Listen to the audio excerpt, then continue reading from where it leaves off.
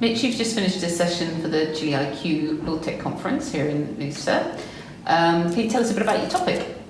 Right, the topic really was the lack of advantage that scale is starting to give firms. I mean, quite frankly, as time goes on, starting around now and for the next 10, 20 years, the fact that you're a large law firm will give you less advantage than a nimbler new entity that comes into play.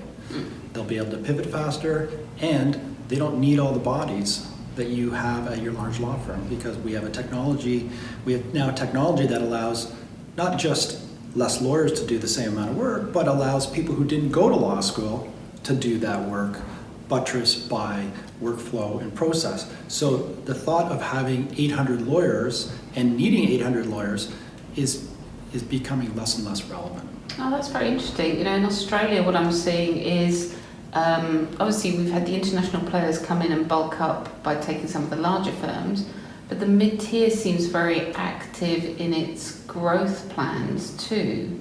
So I wonder if your message is a new message to the sector. Yeah, but I think my message is a new message to the sector, because the sector is obsessed with size. Yeah. Size matters. Size matters, right? Yeah, apparently. What I'm saying is no. It matters to the extent that if you really have use for those people at high level work, and that work is coming in constantly, sure, okay, fine. All firms grow. I get that. Yeah. It doesn't make sense if you're saying we need to be big for the sake of being big. And I hear that a lot in the marketplace, that the key to survival is just being big. Yeah. And I think that's overly simplistic and ultimately detrimental to the firm.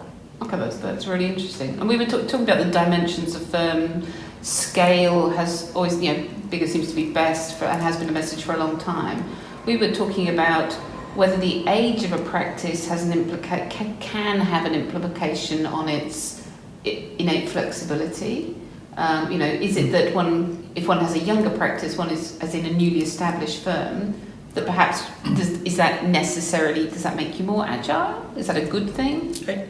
I think, well, first of all, it comes down to personality type. Unfortunately, lawyers are risk averse. So even a young partner striking out on her own, may be more apt to say, maybe I'll just go to another firm because I'm cozy and everything. It's a lot of hard work to start up something new, and I understand the advantages, but I don't have the time. I just want to start getting that money rolling in the door. But we're now at a time where the front edge of the millennial generation is now 38. Okay, wow. Which is like everybody thinks millennials are 20. Yeah. Right? No, they're in their 30s. Yeah, so they have credibility, they have clients, they have a reputation, and this is prime jumping areas where they're saying, yes, I'm confident enough in my abilities that I can leave and not fall on my face because I know clients will follow me, and I'm unhappy enough at my firm to understand what's wrong with it and build something new. And that is the wave that we're going to start seeing, and that's where it's going to come home to roost to the larger firms, because the lawyers that are doing the work with major clients are going to start peeling them away in a way that is going to hurt those larger firms ultimately, and they will not be able to react if the new firms, create a completely different client experience. So that to me is something that is a huge risk that we're going to see play out over the next 10, 15 years.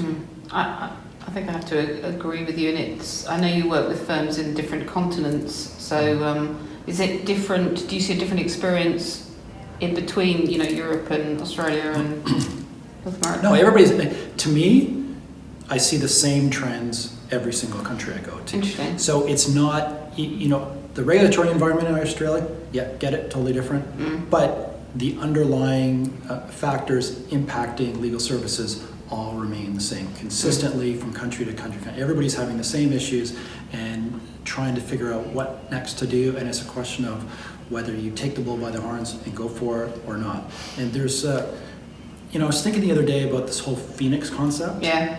And the fact that law firms have to destroy themselves to be reborn. Yeah. I think it's I don't know where I came up with that, but it sounded great. Sounds like a good idea. We'll have to trademark it.